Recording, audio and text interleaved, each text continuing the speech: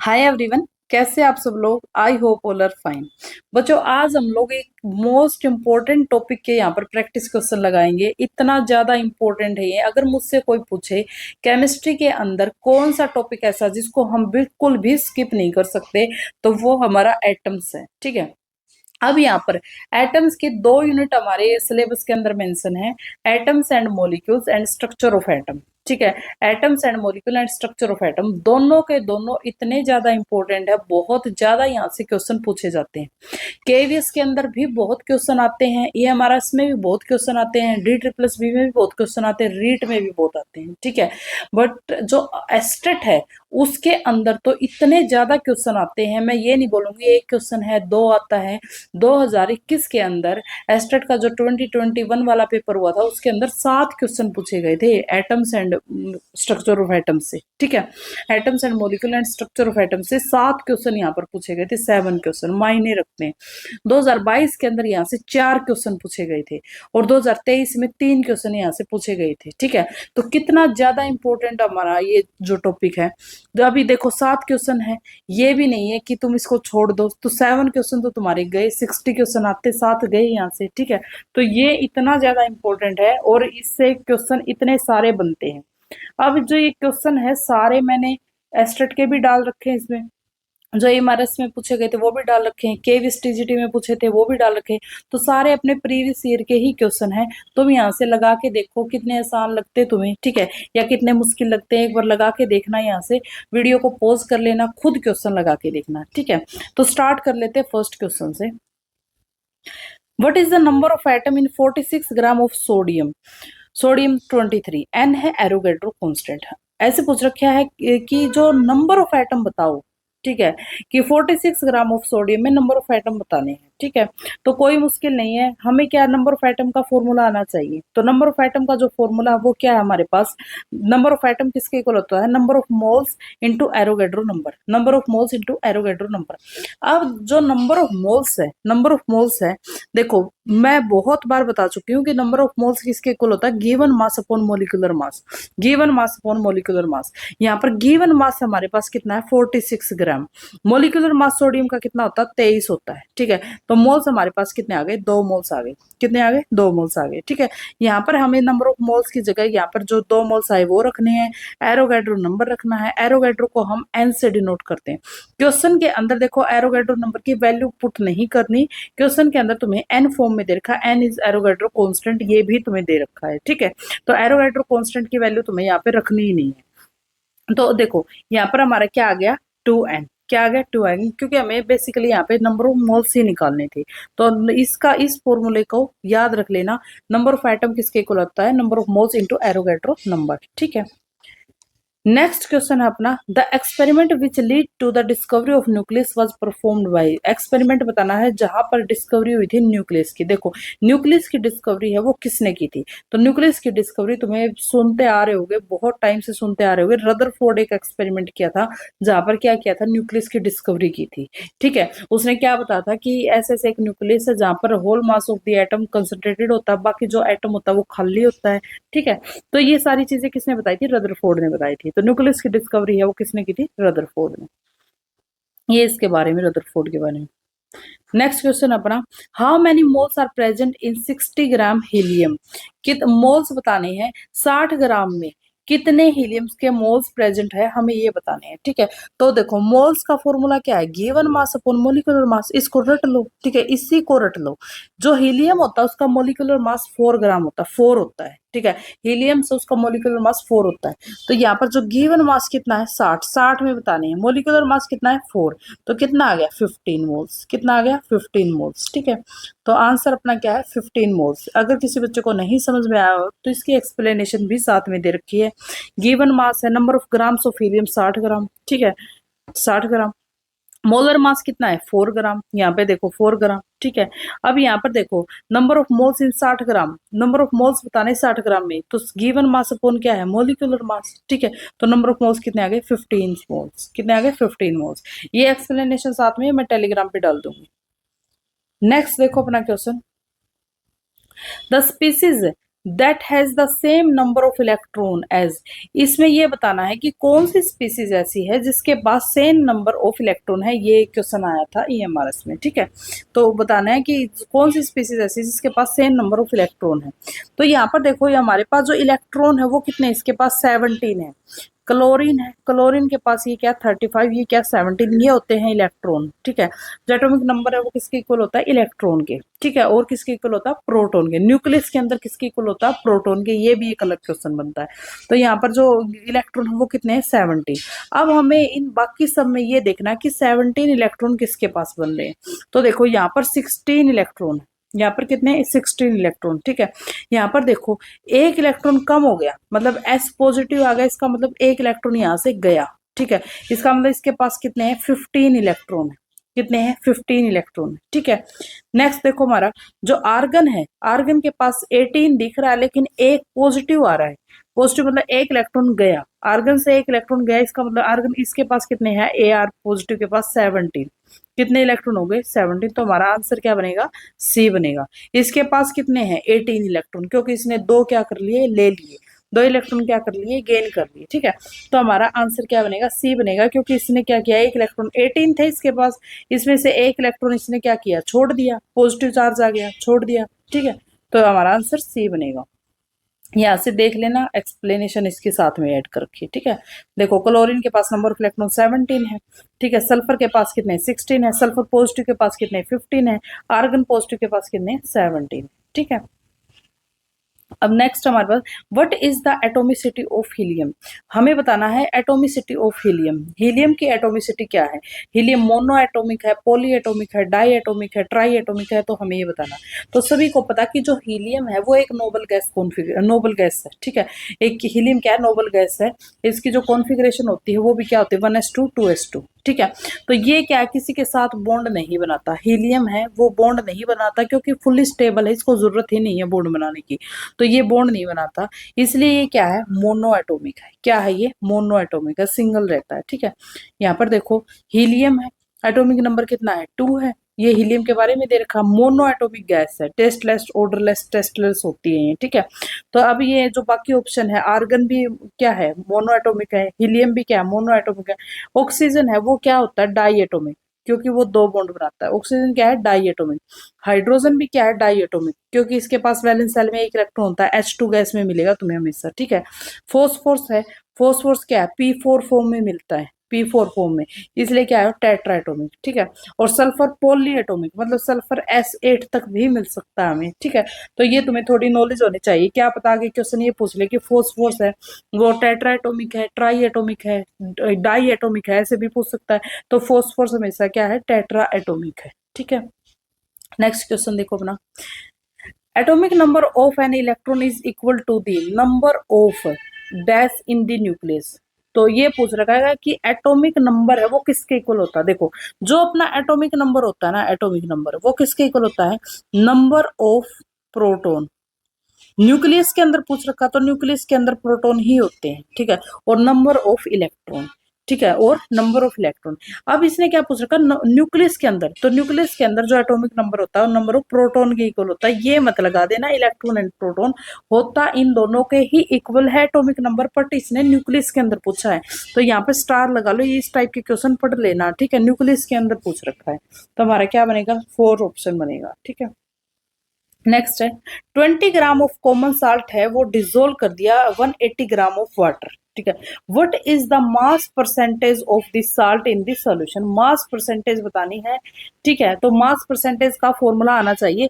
20 ग्राम common salt था, मतलब क्या था, NaCl था, कितना 20 ग्राम, 20 ग्राम, ठीक है। किस में डिजोल्व कर दिया, 180 ग्राम ऑफ वाटर में, ठीक है।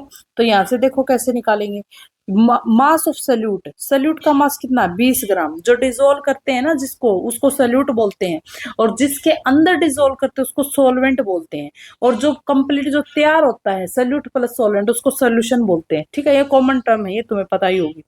मास सल्यूट का कितना 20 ग्राम, मास ऑफ द सोलवेंट कितना 180 ग्राम, ठीक है। दोनों को मिक्स करके क्या बना दिया, सोल्यूशन हो गया। ठीक है, मास सोल्यूशन का कितना आ गया 200 ग्राम।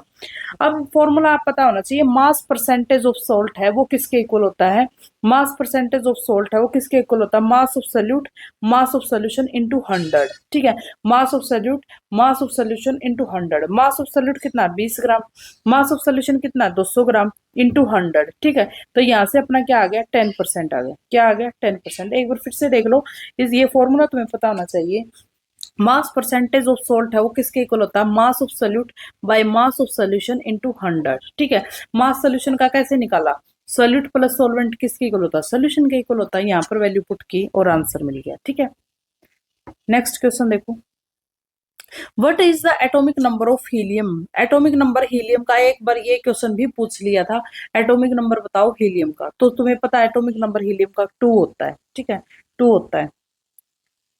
सेकंड मोस्ट अबंडेंट एलिमेंट होता है यूनिवर्स के अंदर हीलियम। ठीक है, नेक्स्ट है, ये जो सिंबल है ये किस चीज का है, देखो ये एक न्यूक्लियस है, इसके पास एक इलेक्ट्रॉन है, ये क्या है एक इलेक्ट्रॉन है जो यहाँ पर रिवॉल्व कर रहा है, तो ये सिंबल है ये किसका, हमारे पास हाइड्रोजन का, क्योंकि हाइड्रोजन के पास ही क्या होता है एक इलेक्ट्रॉन होता है। ठीक है, तो ये जो सिंबल है ये किसका होता है, हाइड्रोजन का।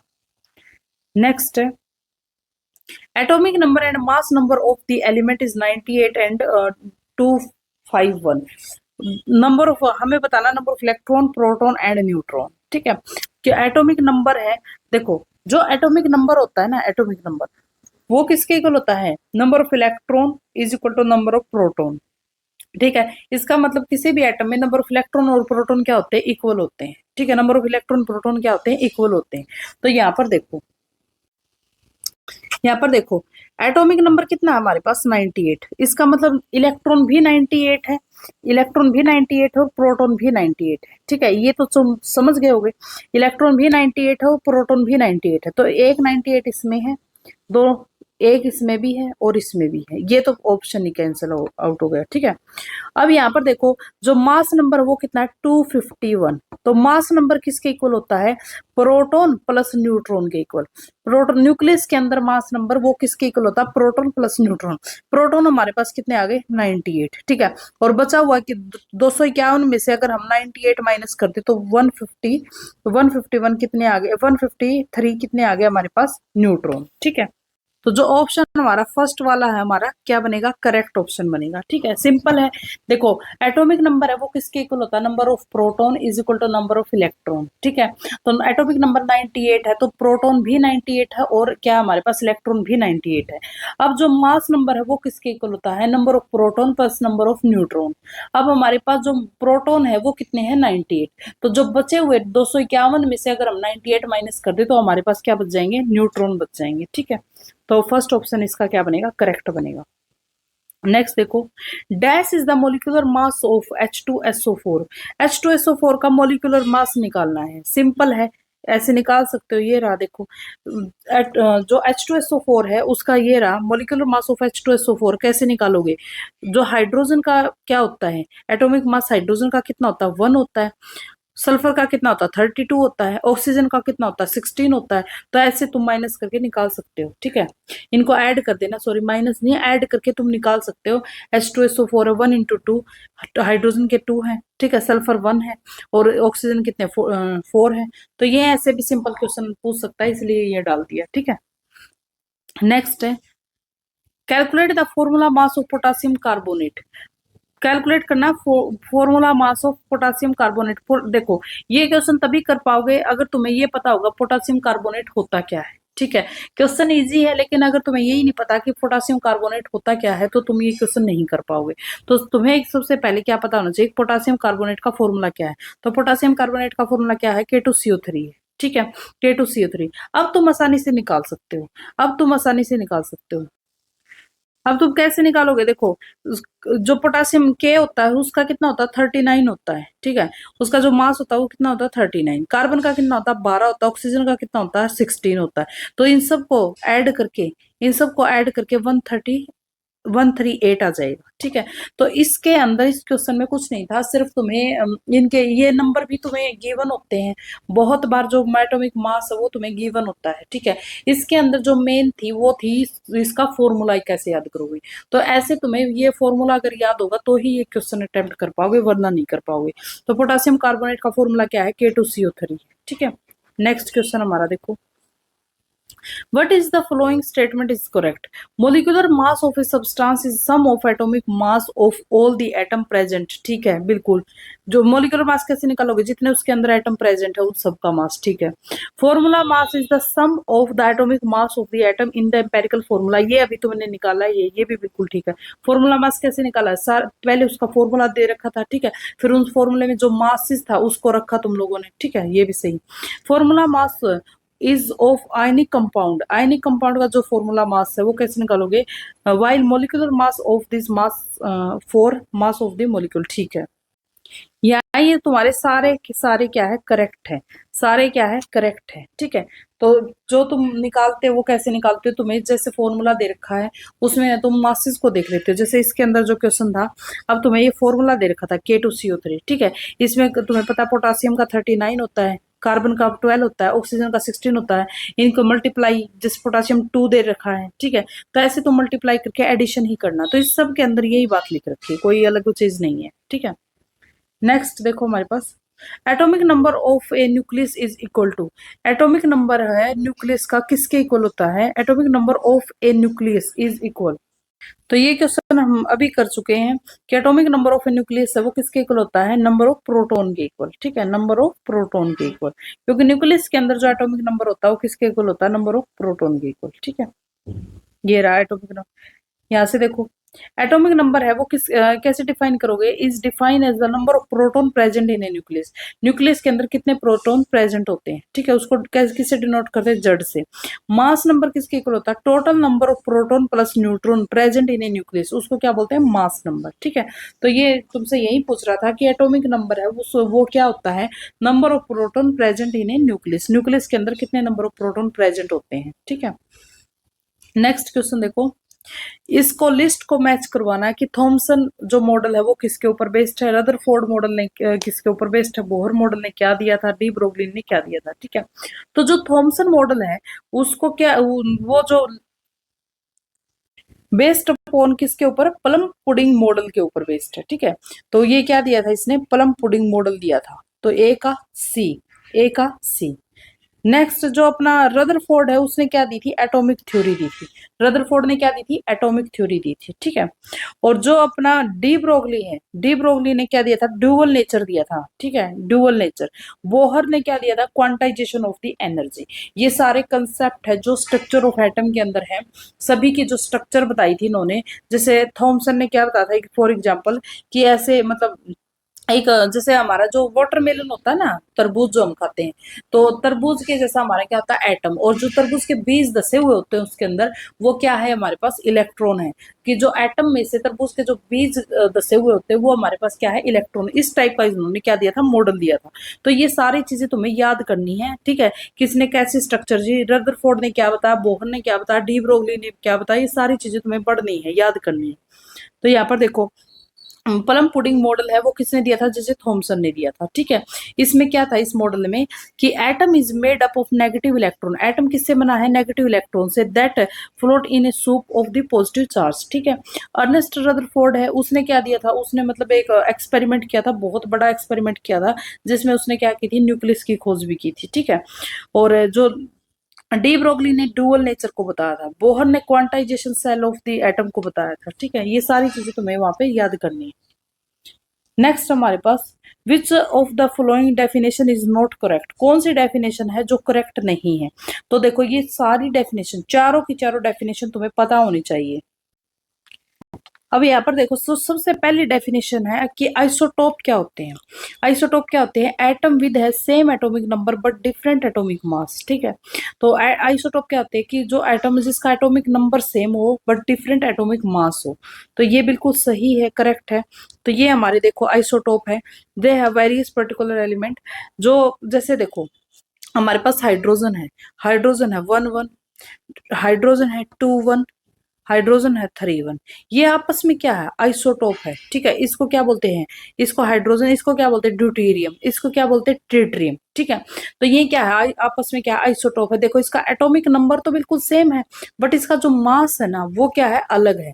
तो ये जो अपनी डेफिनेशन आइसोटोप की बिल्कुल करेक्ट डेफिनेशन है।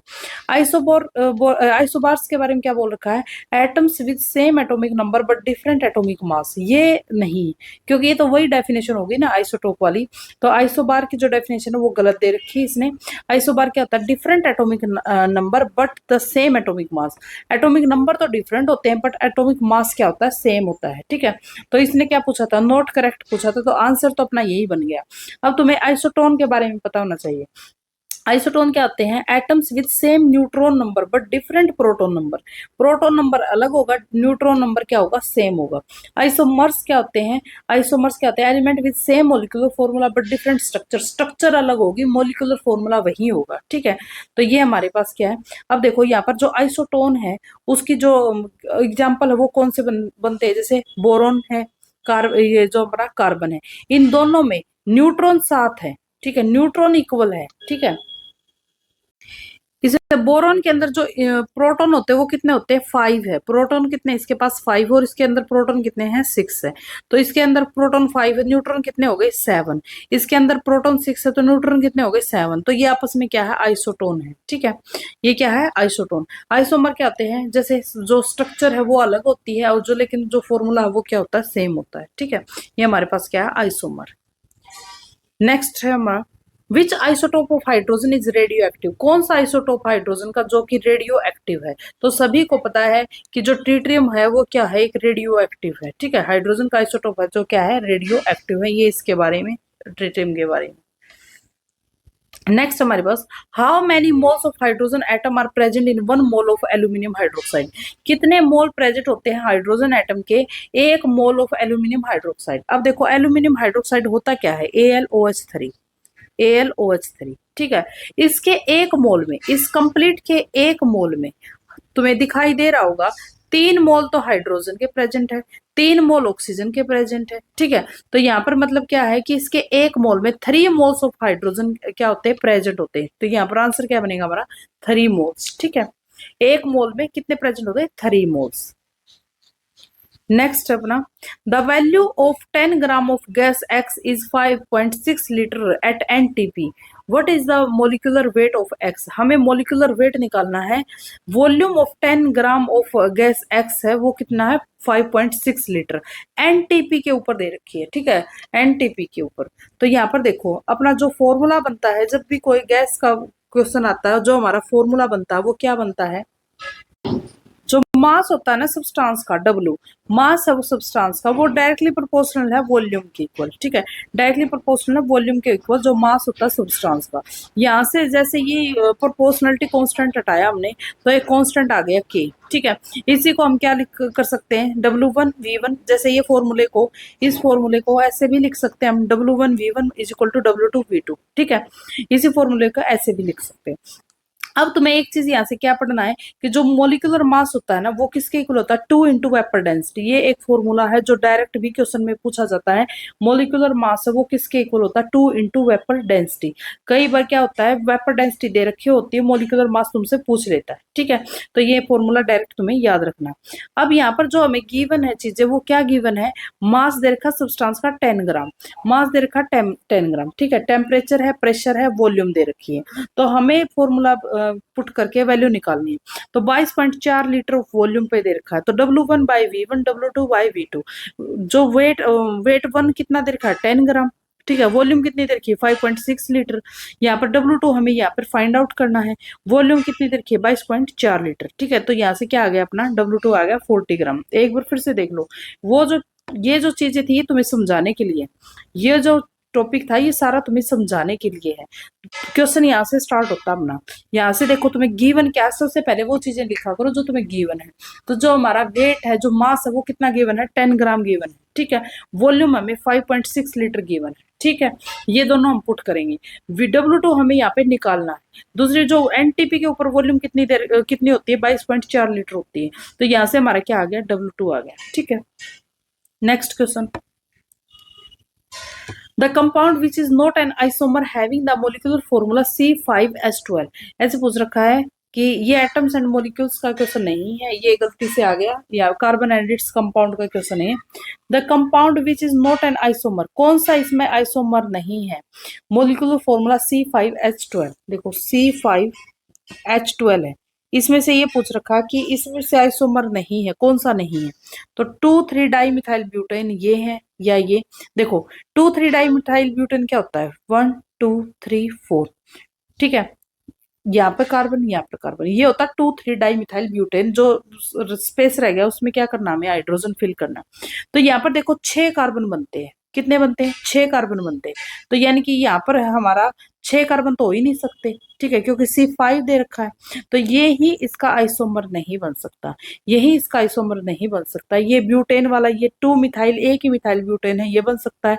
एन पेंटेन सिंपल होता है, ये वाला एन पेंटेन हमारा सिंपल होता है, तो ये बन सकता है, ठीक है। ये बन सकता है 2,2-डाई प्रोपेन, ठीक है, ये बन सकता है, ये 2,2-डाई प्रोपेन ये बन सकता है। तो हमारा जो नहीं बन सकता वो फर्स्ट वाला नहीं बन सकता, कार्बन एंड इट्स कंपाउंड में से है, गलती से यहाँ पे डल गया, ठीक है। नहीं देखो, देर आर 2 एलिमेंट, 2 एलिमेंट है, कैल्शियम का भी वेट दे रखा, आर्गन का भी वेट दे रखा है, ठीक है। ये हमारा केवीस का पूछा हुआ क्वेश्चन है। The mass number of both the element is 40, दोनों का मास नंबर सेम है, तो इनको क्या बोलोगे, जिसका मास नंबर सेम है, एटॉमिक नंबर अलग है, इस हम उसको क्या बोलेंगे, आइसोबार बोलेंगे, ठीक है। क्या बोलेंगे, आइसोबार बोलेंगे। एटॉमिक नंबर अलग, मास नंबर सेम, तो क्या होता है, आइसोबार, ठीक है। ये अपने अब एस्टेट के क्वेश्चन आ गए, जो आपके एस्टेट में पूछे गए हैं, ठीक है, वो क्वेश्चन यहाँ पे आ चुके हैं।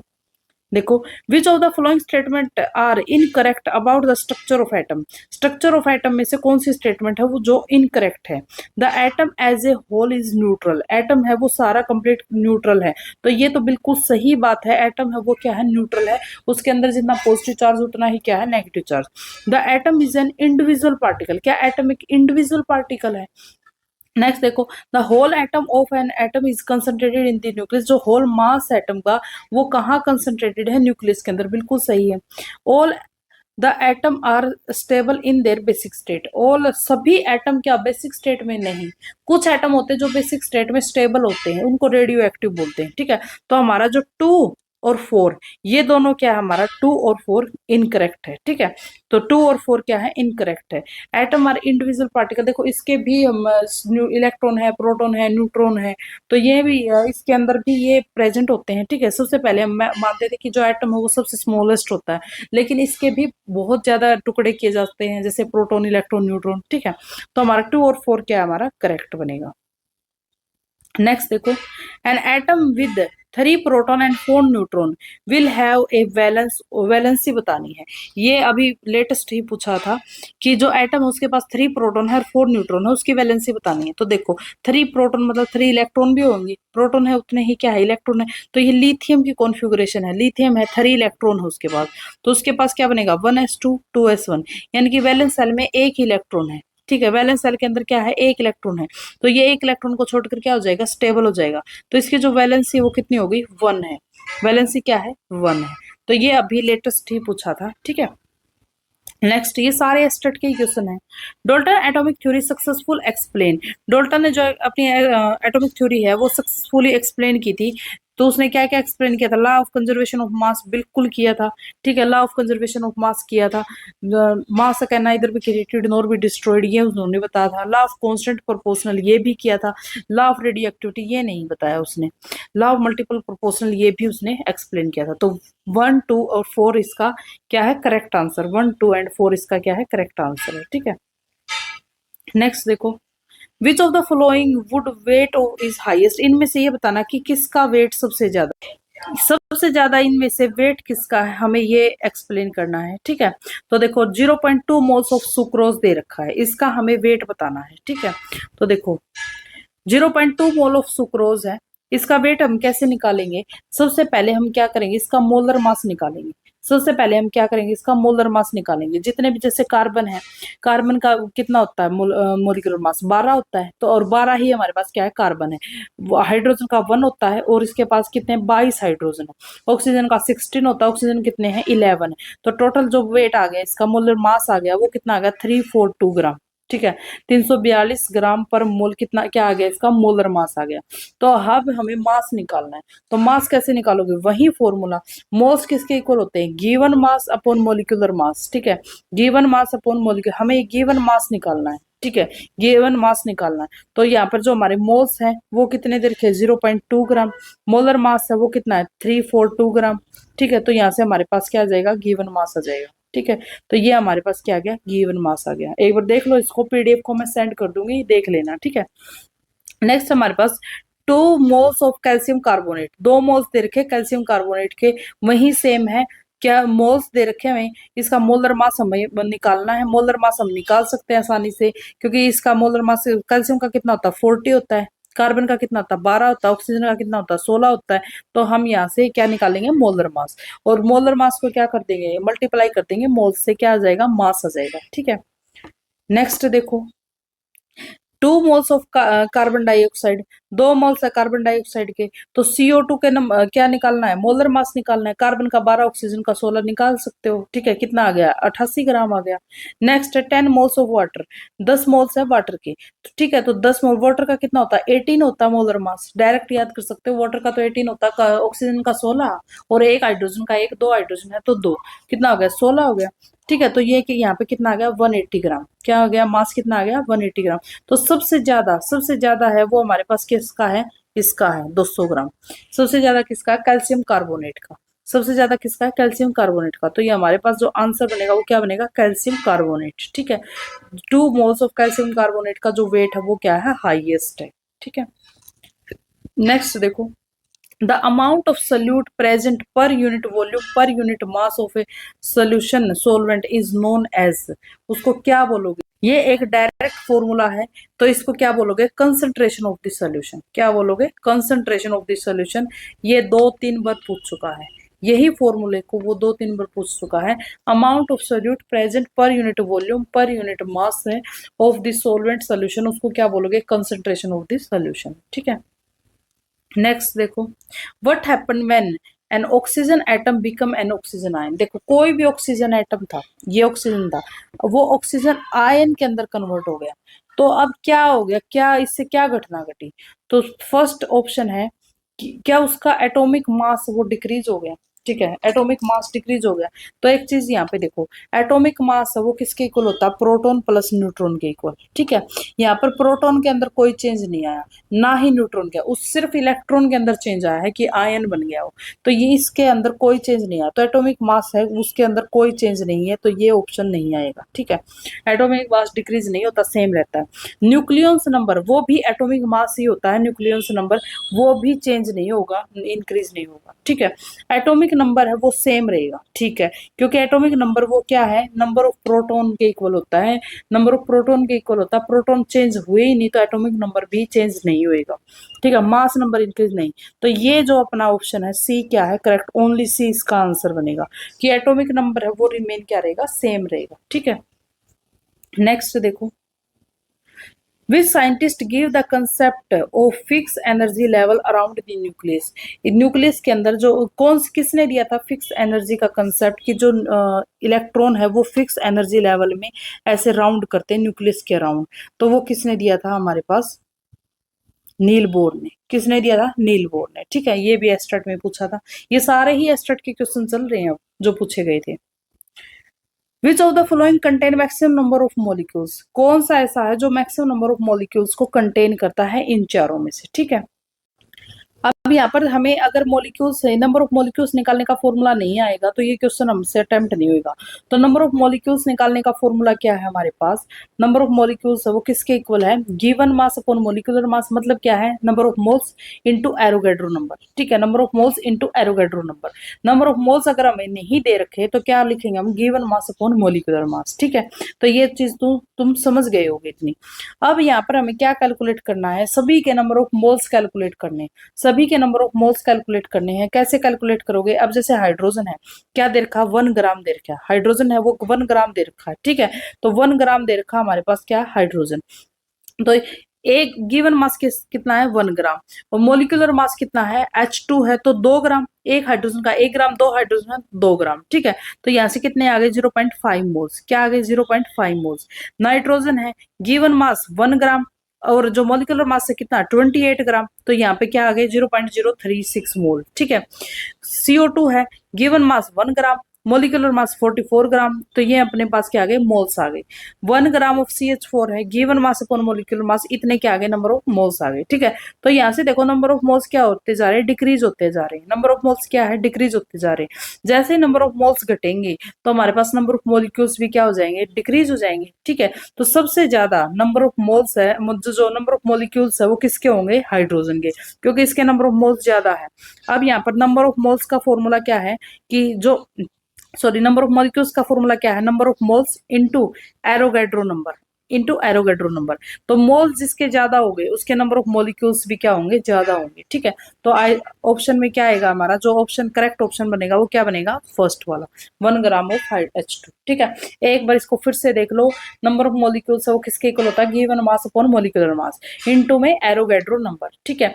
नंबर ऑफ मोल्स निकालने का फॉर्मूला है, गिवन मास अपॉन मोलिकुलर मास हमारे पास होता है नंबर ऑफ मोल्स, ठीक है। तो हमने सबके नंबर ऑफ मोल्स निकाल लिए। सबके नंबर ऑफ मोल्स निकालने के बाद हमें पता चल गया जिसके मोल्स ज्यादा होंगे उसके नंबर ऑफ मॉलिक्यूल्स क्या होंगे? ज्यादा होंगे, ठीक है। ये सारी प्रैक्टिस का खेल है। अगर तुम्हें प्रैक्टिस अच्छी है तो ये जल्दी जल्दी हो जाएंगी ये चीजें, ठीक है। तो एस्टेट के अंदर इतने ज्यादा बड़े बड़े क्वेश्चन भी नहीं आते। तुम्हारा ये सिर्फ प्रैक्टिस का खेल है। ये तुम आराम से अपने माइंड के अंदर भी नंबर ऑफ मोल्स निकाल सकते हो, पेन कॉपी भी उठाने की जरूरत नहीं है, ठीक है। नेक्स्ट देखो, Rutherford alpha particle scattering experiment show that, क्या उसने शो किया था उसके अंदर? जो रदरफोर्ड ने जो अल्फा पार्टिकल स्कैटरिंग एक्सपेरिमेंट किया था उसमें क्या शो किया था? Electron have negative charge. क्या उसने ये बताया था इलेक्ट्रॉन का नेगेटिव चार्ज? बिल्कुल नहीं बताया उसने ये बात। The mass and positive charge of the atom is concentrated in the nucleus. बिल्कुल, न्यूक्लियस की तो उसने खोज की थी। उसने क्या बताया था? मास एंड पॉजिटिव चार्ज है एटम का वो कहाँ कंसंट्रेटेड होता है? न्यूक्लियस के अंदर। Neutron exist in the nucleus, ये भी बिल्कुल नहीं बताया। Most of the space in atom is empty, ये भी बताया है, ठीक है। तो यहाँ पर जो अपना ऑप्शन बनेगा 2 एंड 4 ऑप्शन बनेंगे, ठीक है। 2 एंड 4, तो ये ऑप्शन ऐसे थे 1 2 2 एंड 4 ऐसे थे, ठीक है। तो वो उसके अंदर आ नहीं सके इसलिए मैंने ये क्वेश्चन ऐसे डाल दिया। तो यहाँ पर जो आंसर है अपना 2 भी करेक्ट है और 4 भी अपना क्या है? करेक्ट है, ठीक है। ये क्वेश्चन देखो भाई, ये बहुत ज्यादा इंपॉर्टेंट क्वेश्चन है, ठीक है। और एस्टेट में थोड़ा सा लेवल भी अच्छा है इस क्वेश्चन का। और अगर तुम्हें ये समझ में नहीं आया तो मैं बोर्ड पे भी समझा दूंगी, एक बार इसको अच्छे से समझ लेना, ठीक है। 3.42 ग्राम ऑफ सुक्रोज डिजोल्व कर दिया 18 ग्राम ऑफ पानी के अंदर। हमें ये बताना है जो सोल्यूशन बन गया ना, जैसे सुक्रोज डाला पानी में तो सोल्यूशन बन गया, तो हमें क्या बताना है? Number of oxygen atom solution में बताना है, ठीक है। सुक्रोज में भी हमें नंबर ऑफ मोल्स निकालने हैं ऑक्सीजन के, और हमें पानी के अंदर भी ऑक्सीजन के क्या निकालने हैं? मोल्स निकालने हैं, ठीक है। तो ये क्वेश्चन है, इसमें पूछ रखा number of oxygen atom in solution. Solution के अंदर हमें क्या बताना है? नंबर ऑफ ऑक्सीजन एटम बताना है, ठीक है। तो एटम बताना है, तो देखो कैसे निकालोगे इसको। यहाँ पे देखो हमारे पास क्या क्या गिवन है वो देखो। मोलिकुलर फॉर्मूला सुक्रोज का हमें पता है, मोलर मास इसने गिवन है, मोलर मास निकाल सकते हैं हम सुक्रोज का, ठीक है। मोलर मास कैसे निकालोगे? कार्बन का 12 है, 12 इंटू 12 प्लस हाइड्रोजन का 1 है, 1 इंटू 12, ऑक्सीजन का कितना? 16, 16 इंटू 11, तो हम निकाल सकते 342 ग्राम आ गया क्या? मोलर मास, ठीक है। अब क्या निकालना? Number of oxygen atom sucrose, जो ऑक्सीजन एटम है नंबर ऑफ ऑक्सीजन एटम निकालने, सुक्रोज के अंदर ऑक्सीजन के एटम निकालने। तो कैसे निकालोगे? कि जैसे अब हमें क्या निकालना है? सबसे पहले ऑक्सीजन के एटम निकालने से पहले हमें मोल्स पता होना चाहिए, हमें ऑक्सीजन के मोल्स पता होना चाहिए सुक्रोज में, ठीक है। तो यहाँ पर क्या निकालोगे? नंबर ऑफ इसके मोल्स निकालोगे ऑक्सीजन एटम के।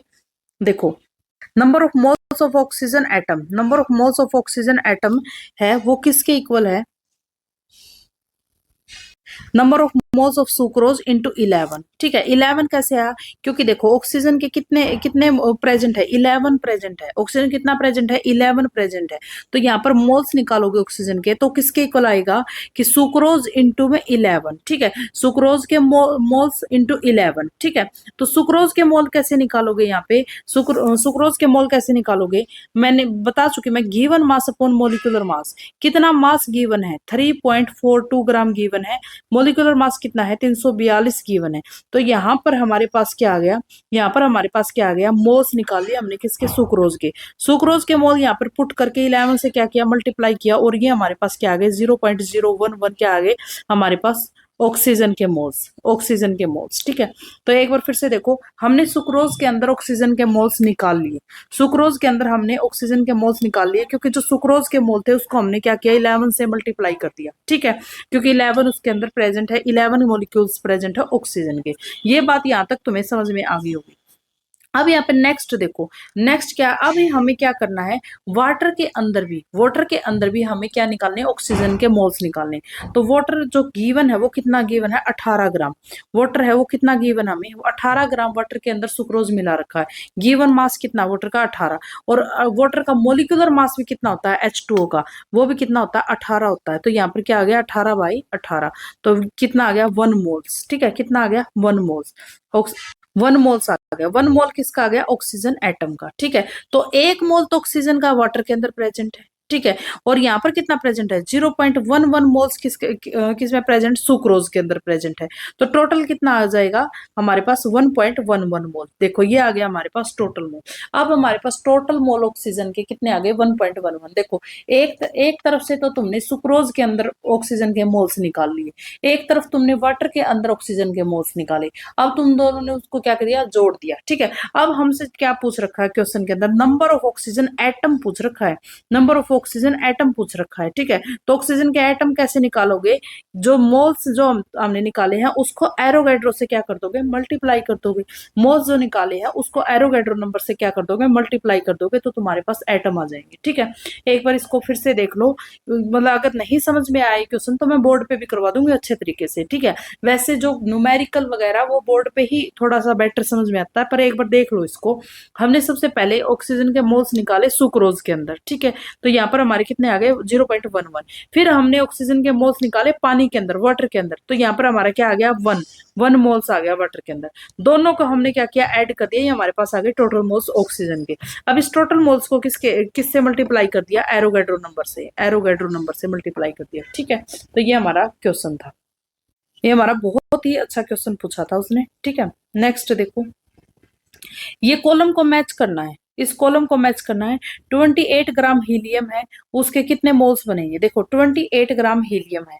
ठीक है, यहाँ पर देखो 28 ग्राम हीलियम है, तो देखो हमारे पास मोलर मास होता है हीलियम का 4 ग्राम होता है। मोलर मास कितना होता है? 4 ग्राम। गिवन कितना है? 28 ग्राम। तो यहाँ से हमारे पास given mass upon molecular mass 28 gram given है।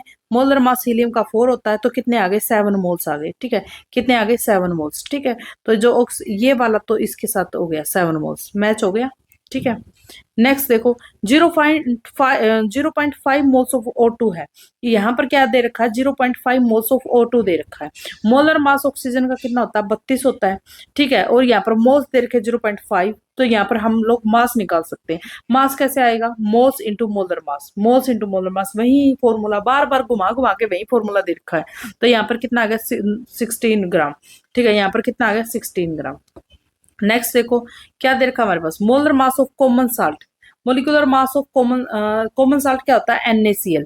तो NaCl का हमें मोलिकुलर मास निकालना सिंपल है। Na का कितना होता है? 23 होता है। क्लोरीन का कितना होता है? 35.5 होता है। ठीक है, 35.5 होता है टोटल। बस ये ऐड ही करना था, तो टोटल क्या ऐड ही करना था। देखो 5 ये आ गया हमारे पास कॉमन साल्ट का। ठीक है, नेक्स्ट फोर्थ वाला है हमारे पास 1.5 moles of calcium.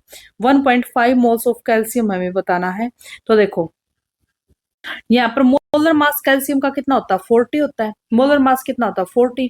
Mass of calcium, calcium का मास कैसे निकालोगे, number of moles into molar mass. Number of moles कितने हैं 1.5 ग्राम दे रखे हैं, मास हमें पता ही है, तो यहाँ पर हमें क्या मिल जाएगा, हमें मास मिल जाएगा। ठीक है, क्या मिल जाएगा, मास। सभी को अलग अलग से निकाल के देख लिया। मोल का अगर तुम्हें फॉर्मूला आएगा तो सारी चीजें कर लोगे। मोल का फॉर्मूला वही बार बार घुमा के दे रहा है, गिवन मास अपॉन मोलिकुलर मास। ठीक है, उसमें से कभी तो तुमसे गिवन मास निकलवा रहा है, कभी तुमसे नंबर ऑफ मोल्स निकलवा रहा है।